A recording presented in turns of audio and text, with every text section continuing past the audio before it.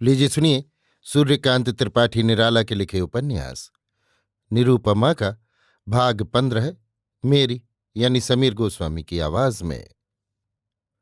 कई रोज हो गए, नीरू बाहर नहीं निकली। ज्यों ज्यों नीरू अंधेरे में रहने लगी, सुरेश प्रकाश देखने लगे। अनेक प्रकार के काल्पनिक चित्र आकाश में रंगीन पंख खोलकर उड़ते हुए पक्षियों की तरह सजीव जान पड़ने लगे। सुरेश की पहले की शंका सत्य के आलोक में लीन हो गई। 3-4 दिन तक नीरू तूफान के समय की नौका विहारिणी की तरह कूल से बंधी बंद नाव के भीतर जैसे बैठी रही। वेग कुछ शांत होने पर नाव को बिहार के उद्देश्य पर नहीं, जैसे स्वास्थ्य, शरीर नियमन, दिनचर्या आदि के विचार से कूल ही कूल वाहित करने लगी। सुरेश को बुलाकर उसने कहा, चुपचाप बैठे बैठे मन निष्क्रिय हो रहा है, कुछ अच्छा भी नहीं लग रहा। किताबें थोड़ी ले आई थी, मैं चाहती हूं आप जमींदारी का हिसाब मुझे समझा दें।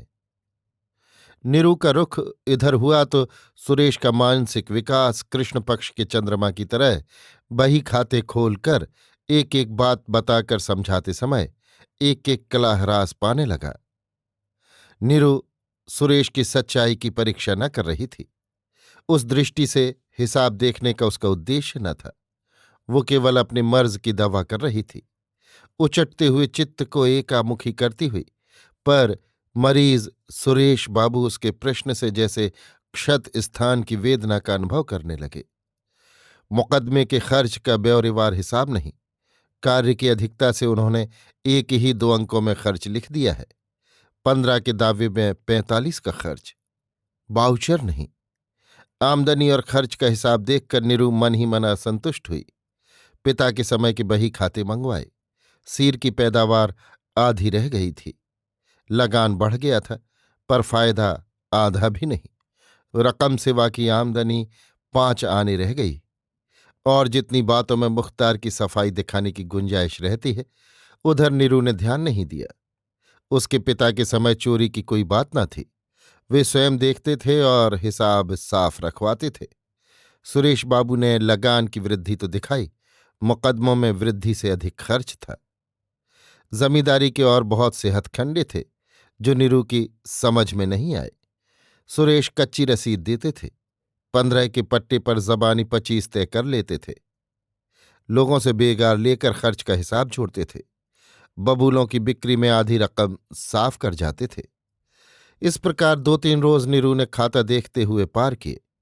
सुरेश का स्नेह वाला स्वर मंद पड़ने पर भी नीरू की भक्ति अचल रही। कल ब्रह्मभोज होगा, आज से तैयारियां शुरू हो गईं। आटा घी आदि सुरेश के स्वस्थ क्षणों में आ चुका था। न्योते फिर चुके थे। लोगों ने सलाह पक्की कर ली थी।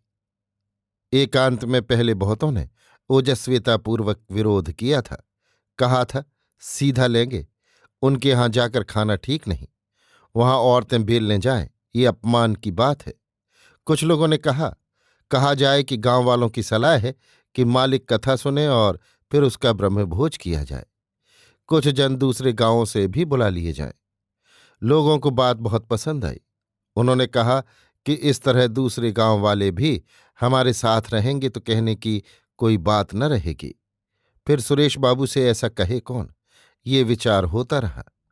कहा गया कि मुखिया कहे, पर मुखिया सुरेश बाबू के सरस मुख और अपनी मधुर कथा की कल्पना कर मुकर गए। कहा, क्या हमारा ही जी भारू है? तब तक किसी ने कहा, मालिक हमारे गांव के राजा हैं, राजा में भगवान का अंश रहता है। राजा का धन उनके घर पर भी ग्रहण करने पर ब्राह्मण को दोख न लगेगा। बात लोगों को पसंद आई और मुखिया ये संवाद देने के लिए तैयार हो गए। एक ने आपस में दूसरे को मुखिया की पत्नी संबंध से याद करते हुए इशारा किया। कड़ाही पर कौन कौन बैठेगा निश्चित हो गया और यथा समय लोग डेरे पर आकर इकट्ठे होने लगे। अगर 2-1 रोज पहले सुरेश बाबू से सलाह ली होती तो उन्होंने इनकार कर दिया होता। धीरे धीरे शाम हो जाने पर प्रबंध जोरों पर आया। नीली को गांव की लड़कियों के बीच बड़ी खुशी है, जैसी जनता के बीच नेता को होती है। बिस्तर बिछे हुए, चारों ओर बड़ी बड़ी परातों पर माड़ा हुआ आटा और मैदा रखा हुआ। लालटेन और मशालें जलती हुईं। बड़े आंगन के बगल गुइल, बिछे बिस्तर और पत्तलों पर स्त्रियां कचौड़ियां बेल बेल कर फेंक रही हैं। साथ गीत चल रहे हैं। कार्य की महत्ता से शोरगुल बढ़ा हुआ। एक बगल नीरू बैठी हुई, मन में अनेक प्रकार की आलोचना प्रत्यालोचना में लीन। इसी समय एक युवती ने घूंघट हटाकर उसकी तरफ देखकर कहा, "ए गुइया, ब्याह के गीत तो नहीं सुनने की इच्छा?" "सुनाओ।" मंद हंसकर देखते हुए नीरू बोली। "तुम्हारा ब्याह कब हो रहा है?" चपला सखी ने स्वर में दूरदर्शिता सूचित की। "बहुत जल्द।" नीरू गंभीर होकर बोली। "बड़ी उतावली होगी?" मर्मज्ञता से देखते हुए।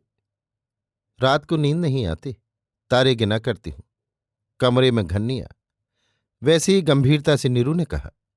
युवती जोर से हंस पड़ी। उसकी सास कुछ दूर उसके पास ही बैठी गीतों का नेतृत्व कर रही थी। उसके हंसने के साथ ही गीत बंद हुआ। "क्या ही कर रही है, चल बेल जल्द।" कहकर नीरू को देखकर मुंह फेर कर नए गीत के प्रारंभ में स्वर भरा। बहू ने फिर प्रश्न किया, "तो इतनी बेचैनी क्यों सहती हो? ब्याह कर लिया होता?" चलते गीत के महोच्च स्वर की छाया में रहकर पूछा। "इच्छा तो थी, पर अच्छा कोई देख ही नहीं पड़ा।" नीरू बहू की कचौड़ी देखती हुई बोली। वो पहले से अभी तक पूरी न हुई थी। बहू भी रस को छोड़कर कर्कश कचौड़ी की चारुता बढ़ाने में न थी। पूछा, "तो इन्हें तुम्ही ने पसंद किया है?" "हाँ।" "कहाँ के हैं?" "अब तो विलायत के कहना चाहिए।" नीरू अपना सेंटेड रूमाल नाक से लगाकर बोली, जैसे घी की तीव्र सुगंध से उकता गई हो। वाक्य ने बहू के हृदय को हिला दिया। संभलकर सूक्ष्मदर्शी आलोचक के स्वर में पूछा, "कैसे तुमने उन्हें देखा?"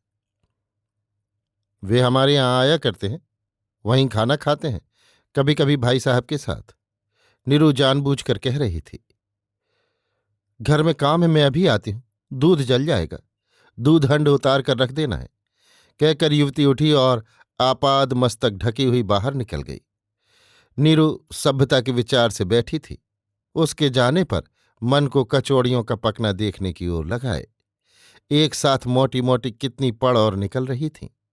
नीरू निश्चय कर रही थी कि उसका भीतरी भाग कच्चा रहता होगा। इसी समय हाँ हाँ हाँ की आवाज आई। दरवाजे के पास बैठी हुई स्त्रियां चिल्लाईं, स्वर में समझ भरी हुई।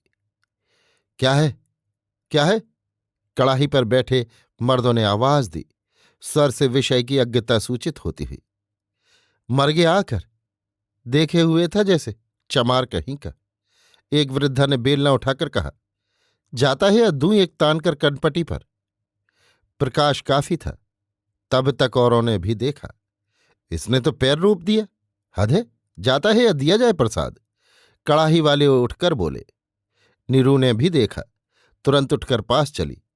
"छूना मत उसे," उधर की स्त्रियों ने आतुरता से कहा। नीरू को हिंदू संस्कारों ने जैसे जकड़ लिया, ज्यों की त्यों खड़ी रह गई, पर दृष्टि आगंतुक से बंधी हुई। "दीदी," रामचंद्र बोला, जैसे बड़े कष्ट से बोल पाया हो। आंखें छलछलाई हुईं। वो उसी को खोज रहा था। छाए वाष्प की आंखों से दृष्टि रुद्ध हो रही थी। पुनः अनेक आदमियों में आदमी ही आदमी देख रहा था, परिचित कोई मुख नहीं। इस समय जो कुछ समझ में आया वो अवज्ञा सूचक स्वर था। बालक गया अभी वहीं तक जाने के लिए था।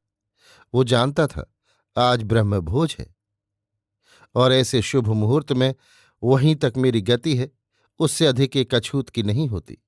मैं नाई कहार की इज्जत भी नहीं रखता, इसीलिए दूर दरवाजे पर खड़ा जिसके लिए गया था उसे खोज रहा था।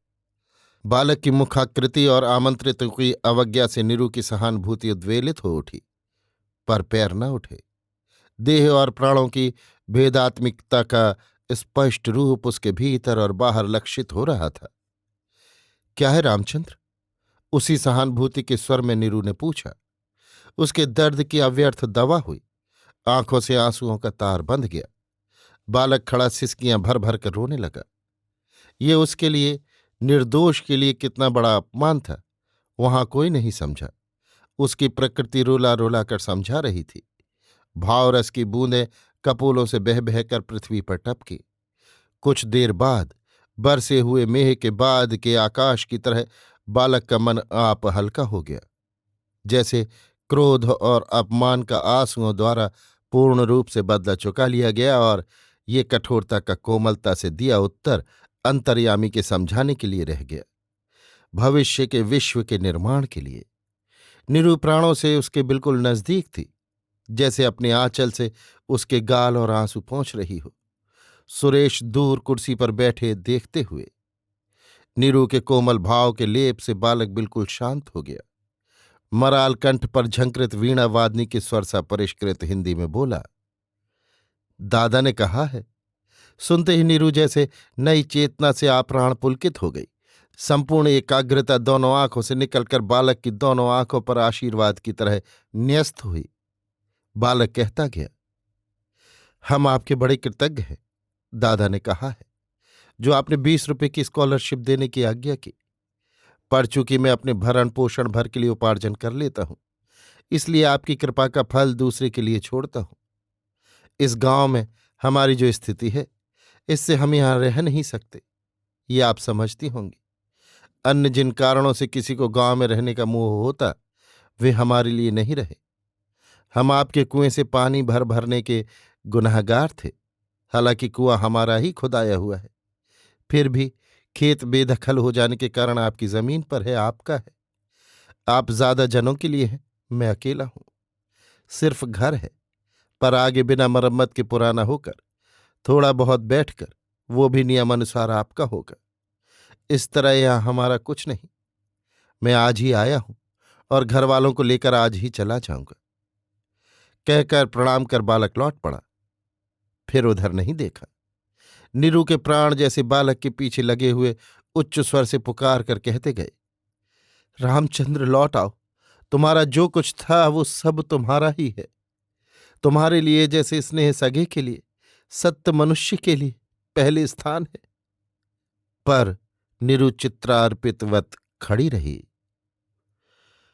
अभी आप सुन रहे थे सूर्यकांत त्रिपाठी निराला के लिखे उपन्यास निरूपमा का भाग 15, मेरी यानी समीर गोस्वामी की आवाज में।